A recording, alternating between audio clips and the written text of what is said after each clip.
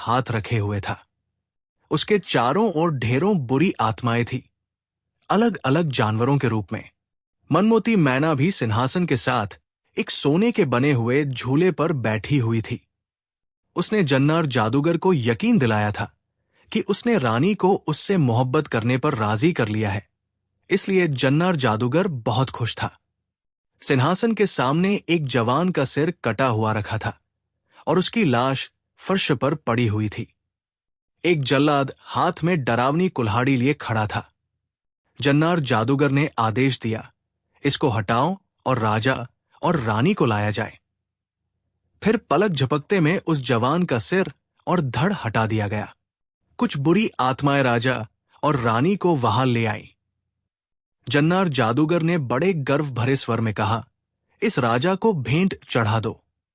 और जल्लाद ने राजा को गर्दन से पकड़कर उसका सिर लकड़ी पर झुका दिया।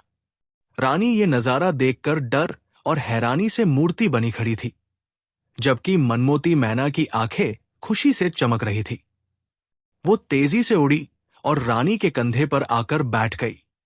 मैना ने उसके कान में फुसफुसाते हुए कहा, महारानी, हिम्मत कीजिए, राजा जी को कुछ नहीं होगा।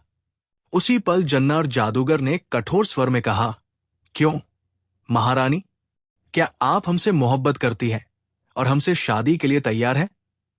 रानी का जी चाहा कि जवाब में जन्नार जादूगर को जी भरकर गालियां दे, मगर मनमोती मैना ने उससे कह दिया था कि अगर उस वक्त उसने मना किया तो राजा की जान बचनी मुश्किल हो जाएगी।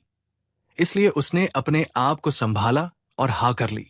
और उसके हाँ कहते ही जन्नार जादूगर खुशी से उछल पड़ा। खूब, बहुत खूब।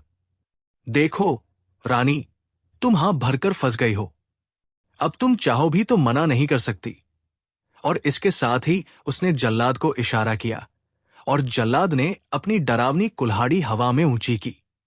दूसरे ही पल हॉल एक डरावनी चीख से गूंज उठा। साथ ही बुरी आत्माओं ने ठहाका लगाया। बुरी आत्माओं के जोरदार ठहाकों से यूं महसूस हुआ जैसे छत उड़ जाएगी। ठहाकों की गूंज में मनमोती मैना की फड़फड़ाहट भी शामिल थी।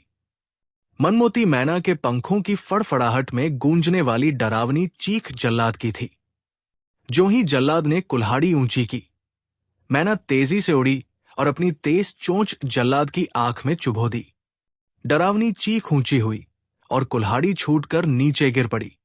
रानी ने जल्दी से आगे बढ़कर वो कुल्हाड़ी जल्लाद की गर्दन शरीर से अलग कर दी। ये सारा प्लान मैना रानी को पहले बता चुकी थी।